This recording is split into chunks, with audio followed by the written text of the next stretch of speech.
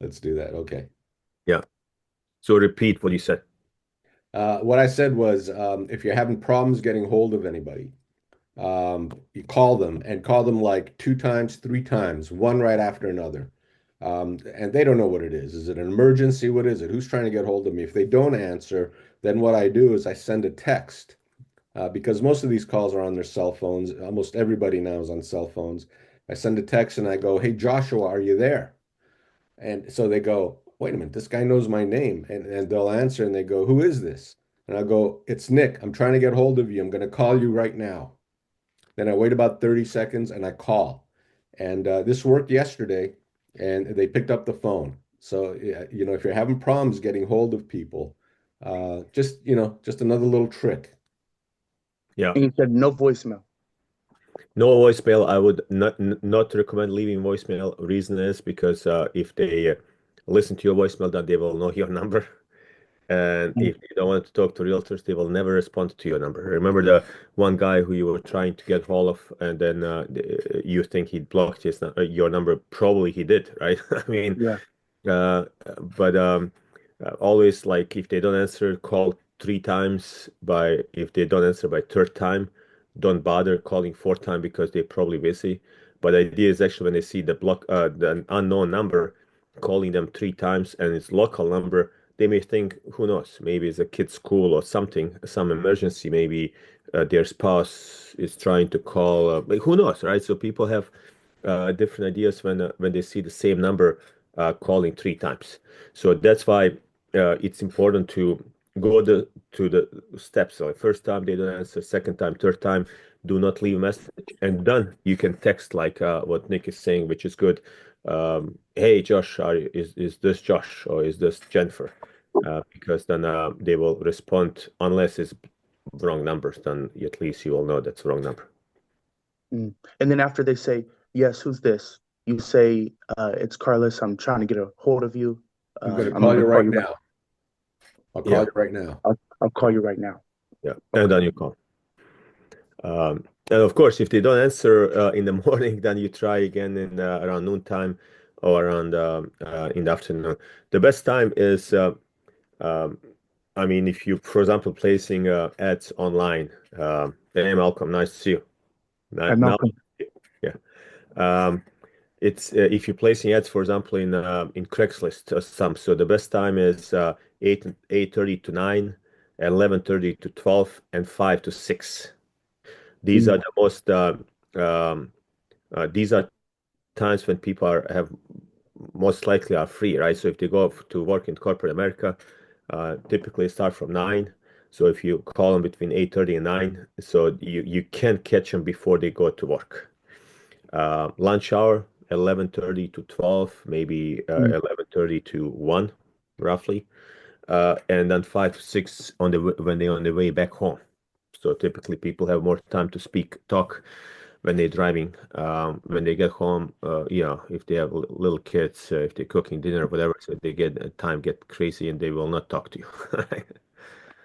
So Yeah, those are good times. As a matter of fact, I got a call back yesterday from someone I was trying to reach, and they called right at 5 o'clock. And I was literally out the door of the office, and I saw their number. They called, and they called. We set an appointment up. So yeah, sometimes people are just busy. They're not blowing you off, but Yeah. they're busy. And if they don't know who that number is, they put it on the back burner. It's not important to them.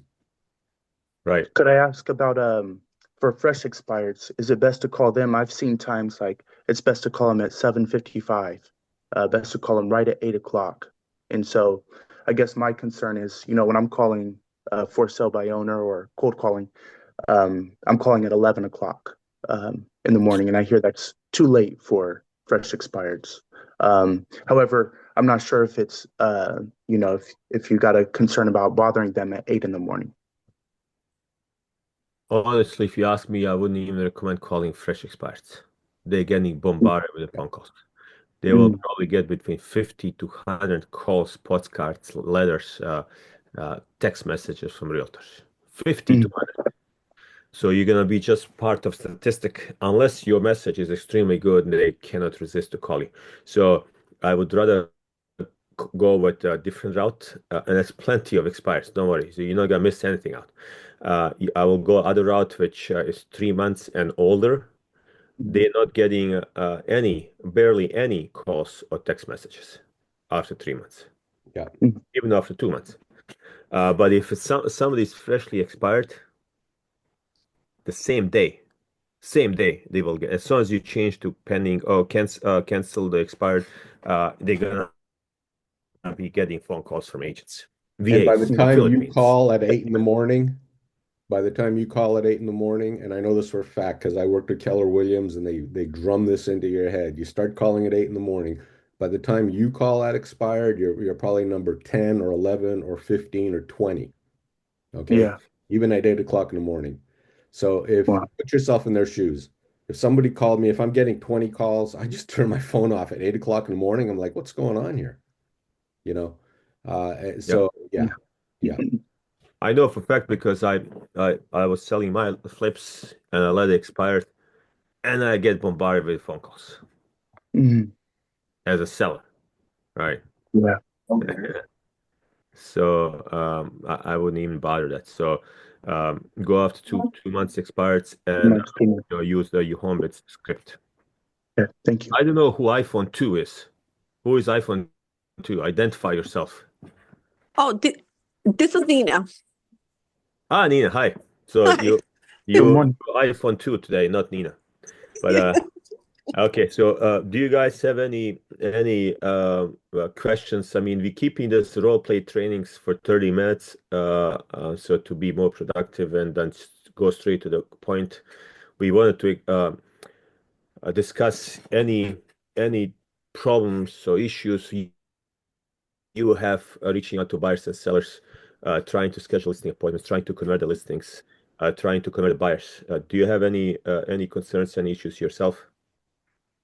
Cassandra, Nina, iPhone 2, or Malcolm, Angel? Yes, I did an open house this week, and it was a pretty good open house. It was a 3 hour open house. 10 people came by. Okay. There were definitely people who were interested, and I had the barcode on the door for them to scan in prior to entering. Okay. Some of them, only one of them did, so I had to manually try to get the information from the rest of them. Um, And I told him, either I can get your information or you just gonna scan the barcode. There was a couple of really good candidates, and it was tough getting their information. So, what do you suggest? I always say the seller requests that you sign in, but some people blow right past that. I'll answer that and I answer Nina's question because she's asking about script. So the best, easiest way to convert people on the on the listing appointment on the open house is using secret list of unlisted homes approach. Let's Secret check a list. list of homes. So now, when you do open house, you stand in, let's say, kitchen, typically because it's kitchen counter. Do not follow people throughout the house. People Hmm. come to the house. I have two folders, two binders. Uh, Hmm. you can use KV Core app, it's even better. But I say here's a sign-in sheet. Seller requested everybody who had entered their house to be registered. Please sign in. And I don't pay attention. I don't care because they're gonna sign maybe with Mickey Mouse name, fake number, or they're gonna Hmm. change one digit in their phone number, so it's worthless. So Hmm. now they go to the house, and once they finish, they will have to pass by me, right? And I ask simple question, Malcolm, hey, what do you think about the house? And you say whatever, and I ask, I'm curious, are you looking to buy for yourself or as an investment? Hmm. And regardless what you answer, regardless, my answer is the same. So we got a lot of interest for this house. Probably 5 or 6 people already came to see it, so expecting probably multiple offers. But I have something else for you. I have Hmm. a secret list of unlisted homes. This is a list of houses not on MLS. Would you be interested? And I There you pull go. my second folder, which has VIP name on it. I say Hmm. folder is only for my VIP buyers. Please sign in here if you want me to send you the list. But make sure I can read your writing, because if you misspell your name or email or phone number, I cannot reach you. Yeah. Oh, by the way, do you have an agent? And if they say they do have agent, I just close the folder. Say, I'm sorry, Malcolm. This is just for my VIP buyers. We spend a lot of time and money for this. This is just for my VIP buyers. You do have an agent. From ethical standpoint, I cannot work with you. I suggest you to go to your agent and ask for if they have a secret list of unlisted homes. Mhm. And you will see very fast if they're lying or not lying. Right. I And like that, Amir. if they do have agent, I don't bother working with them, because we shouldn't steal other agents, clients. And Amir, if I can interject, guys, what Amir just said works so well, okay? Because I started doing that. I'm doing that. And when they go, oh, and you ask them, are you working with an agent? And they'll go, yes. And they go, oh, okay. Well, that's too bad because, this list is only for people that I work with. But you can also throw another question in there now because the laws have changed. And that is, oh, do you have a buyer broker agreement signed with your agent, with your real estate agent? And if they say no, then you know they don't have an agent. Okay. Mhm. I mean, they're not really committed to any agent. And say, okay, well, in that case, let me tell you about this. This is what we're doing. You work exclusively with us. This is what we can do for you. And it works so great. It really works well. And Okay. these are people that are a lot more serious about working with you, working with an agent, and a lot more serious about looking and searching for a property. Because if they sign into that, then you know that they're actually interested. Okay, they're not just coming to look at the house like a lot of people just do. Okay, oh, it's an open house. And you know what? If I drive by sometimes, I see an open house, I just jump in there. I want to see what the agents are doing. I'm curious, So there's a lot of neighbors like that. Yeah. And Nina, iPhone 2 is asking if I can repeat it. Nina, I cannot repeat it. So it's only one time. I'm kidding, but it's recorded, so we'll share the recording so you can Yeah. listen. Okay. But I wanted to get to your second question, and Cassandra is, by the way, asking uh, people signing on the iPad and laptop versus signing on the sheet on the signing sheet. Um, I'm doing signing sheets. I know a lot of people doing a KB Core app, which is better because they cannot put a fake name. But I'm using really those two approach with two folders, sign-in sheets. One is sign-in sheet, which people will probably sign in with fake name anyway. Other folder is for VIP buyers, and this is a folder with leads. This is a real true leads, right? Yeah, So and Cassandra, to answer yeah, that's absolutely right. And Cassandra, you can do both. Have them sign in on your iPad, but the ones that are serious, like Amir said, hey, okay, tell me, we have a secret list, a VIP list of off-market properties that we service people with. Is that something you're interested in? And pull it out, show to them, and have them sign into that so they can do both. And if they're serious, they can sign into your other one. Nick, we have 9 more minutes. I know there's a question from Nina, and then Carlos did raise his Yes. hand. But Nina asked how the script, how you reach to expired and canceled. We did cover in a few previous meetings, but I'll repeat again. We will have recordings as well.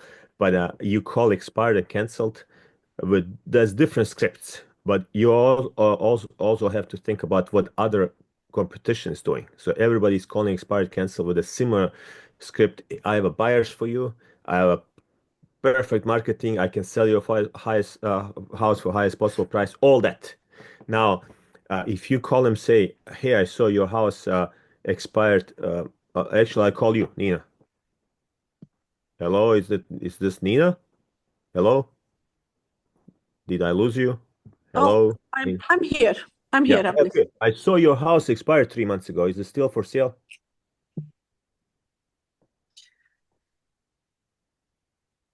Nina, I saw Yes. your house expired 3 months ago. Is it still for sale? Yes, it's still for sale. So I'm not really looking to get your listing, but I'm looking to see if I have a permission, your permission to bring 100 to 150 buyers over next coming 2 weekends to see your house. Mm, that's where it makes difference. Okay. Can I? Sure, you can. Okay, when can we meet? Today at 2:15? Yes, that will work for me. I I just got a listing appointment. will be an easy seller. I just got a listing appointment. Oh, by the way, if you want to sell anything, let me know. Give me a call. So schedule always off numbers. Like don't do a 2, try to do 2:15 or 2:10 because it's more when you say some weird number time, so people try to be on time. Of course, you have to be on time too. Yeah, Got it. yeah. Um, Angel asked about trustee sales. We will have to do probably another time. I would like to invite Russell for that because he's expert on the trustee sales approach and how to approach people they have sales scheduled. Carlos has his hand up. So, what you had a question? Yes, thank you. I had the question about a listing appointment. I wanted to know, um, I've heard of agents having a pre-listing package they give to people before going to an appointment. Yeah. I have none of that, but I was curious if that's something that, is good to develop. When going on the appointment, of course, we'll have comparables, but just curious what I should bring, what to bring on a listing appointment, what to give before a listing appointment, Yeah. how to deliver. I don't have pre-listing package. I have seen and competed against agents. They bring a pre-listing package, whole book with a Yes, yes, cover. yes. So, and then she was offering 5%, and I came to the pre-listing package with my simple a list of comps, single line, no pictures, and with my list of uh, uh, single line what I'm planning to do marketing for you, right?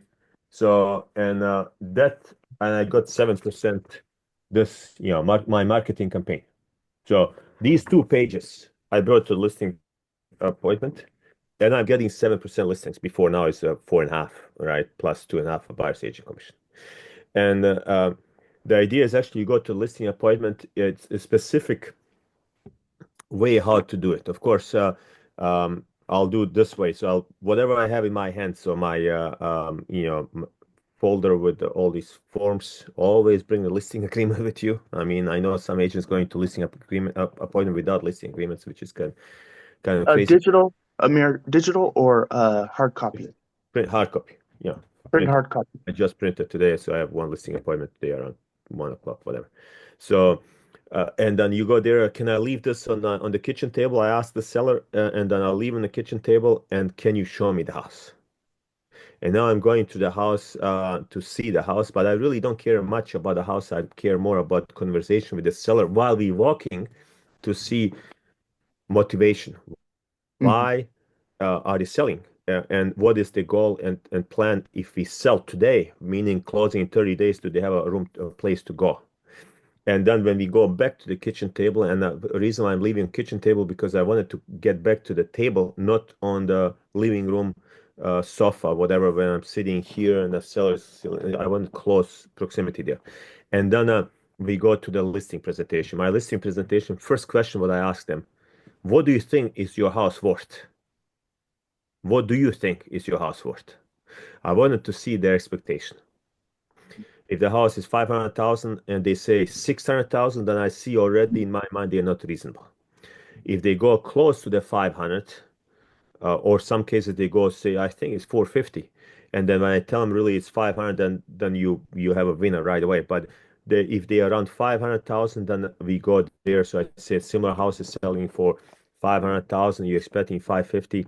I don't think it's possible to get 550, honestly. So even if you buy your own house again, you probably won't pay 550 for your own house because everything Mhm. else is selling for 500.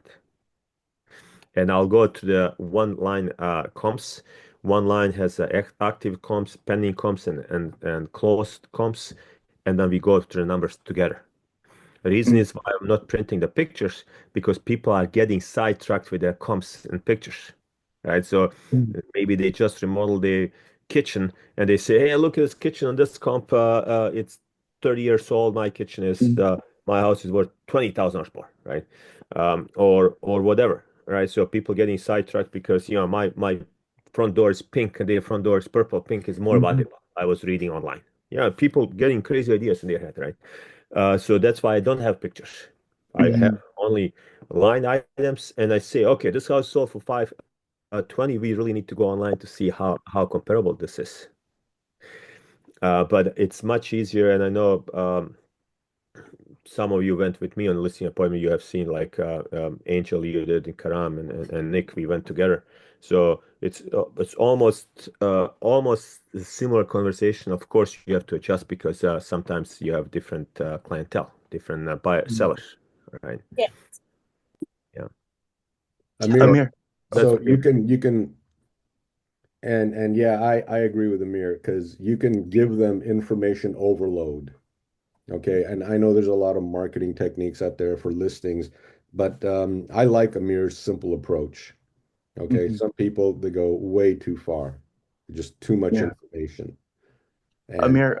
Oh, sorry, Nick. yeah, no, and it's more than anything, you're trying to just create a conversation and find out what their real motivation is.